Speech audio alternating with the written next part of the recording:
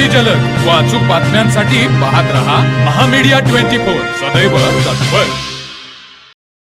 अन्न व औषध प्रशासनाच्या पथकाने हातकणंगले तालुक्यातील नरंदे येथील एका पान शॉप व घरावर छापा टाकून प्रतिबंधित तंबाखूजन्य पदार्थांचा साठा जप्त केला। या प्रकरणी मेहबूब रसूल मुल्लानी वय 56 राहणार बाहुबली रोड लोहार गल्ली नरंदे तालुका हातकणंगले यांच्या विरुद्ध गुन्हा दाखल करण्यात आला आहे।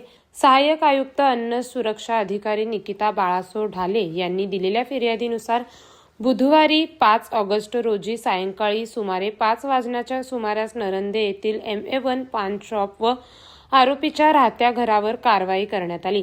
या कारवाईत एकूण 15,401 रुपयांचा मुद्देमाल जप्त करण्यात आला। त्यामध्ये मावा, आवळा, बेल, स्मोनिक रसना तसेच बारीक सुपारींचा साठा आढळून आला। महाराष्ट्र राज्यात या तंबाखूजन्य पदार्थांचा उत्पादन, साठा, विक्री व वाहतुकीवर बंदी असताना आरोपींनी त्यांचा साठा करून विक्री केल्याने त्याच्यावर हातकणंगले पोलिसात गुन्हा दाखल करण्यात आला आहे। तर मग चला सबस्क्राइब करायला विसरू नका महामीडिया 24 न्यूज चॅनलला। महामीडिया 24 सदैव तत्पर।